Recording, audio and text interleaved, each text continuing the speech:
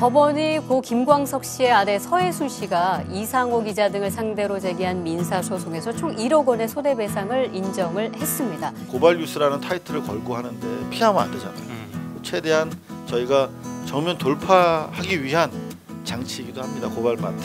그렇게 해주시면 정말 감사하겠습니다.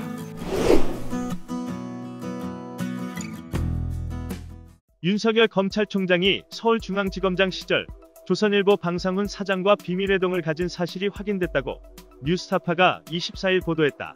박상기 전 법무부 장관은 뉴스타파와의 인터뷰에서 윤 총장이 중앙지검장 시절 언론사 사주들을 만나고 다녔다는 언론 보도와 관련 사실이라고 말했다. 박상기 전 장관은 윤 총장 본인에게 확인한 것은 아니고 법무부 간부에게 확인했다고 말했다. 보고받은 시점은 언론 보도가 나오기 전인 지난해 9월 이전이었다고 증언했다.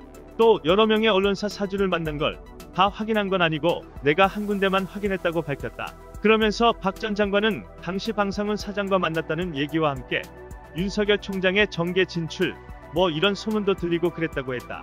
박 전 장관은 도대체 이게 상식적으로 봤을 때 말이 안 된다라고 개탄했다. 뉴스타파의 취재에 따르면 두 사람의 회동 사실을 박 전 장관에게 확인해준 법무부 간부는 대윤으로 불리는 윤석열 총장과 비교해 소윤으로 불리는 윤대진 전 검찰국장이었다. 윤석열 총장과 방상훈 사장의 사적 회동을 전후로 당시 윤석열 검사장이 지휘하던 서울중앙지검에는 조선일보 방상훈 사장과 관련된 고소, 고발 사건이 여러 건 진행되고 있었다. 먼저 고 장자연 배우 사건과 관련해 방상훈 사장의 아들인 방정호 TV조선 전 대표, 방상훈 사장의 동생인 방영훈 코리아나 호텔 사장에 대한 수사가 진행 중이었고, 민주언론 시민연합 등 시민단체가 박근혜 국정농단 사태 무마를 위한 불법 거래 의혹을 수사해달라며 TV조선 간부를 고발한 사건이 있었다. 그런가 하면 안진걸 소장의 민생경제연구소 등이 고발한 방상훈 사장의 아들 방정호 씨의 횡령, 배임 의혹 사건이 있었으며, 뉴스타파 보도로 알려진 로비스트 박수환 문자 관련 형사 고발 사건도 있었다.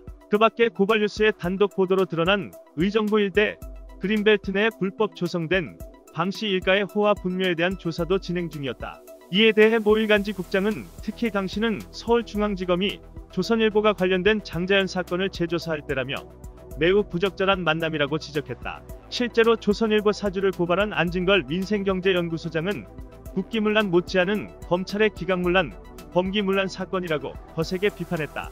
안진걸 소장은 최고 수사 책임자가 고발인도 아니고 피고발인 주요 피의자, 범죄 혐의자를 만났다. 그것도 독대에서 무슨 말을 나눴는지도 모른다는 것이라며 중대한 직무유기 범죄에 해당한다고 강조했다. 뉴스타파의 보도에 대해 윤대진 전 국장은 대검 쪽에 문의해보라고 공을 넘겼고, 대검 대변인실은 공개된 일정 이외의 사항은 확인해드리기 어렵다고 대답을 회피했다. 이상 뉴스검색이었습니다. 구독과 좋아요 부탁드립니다.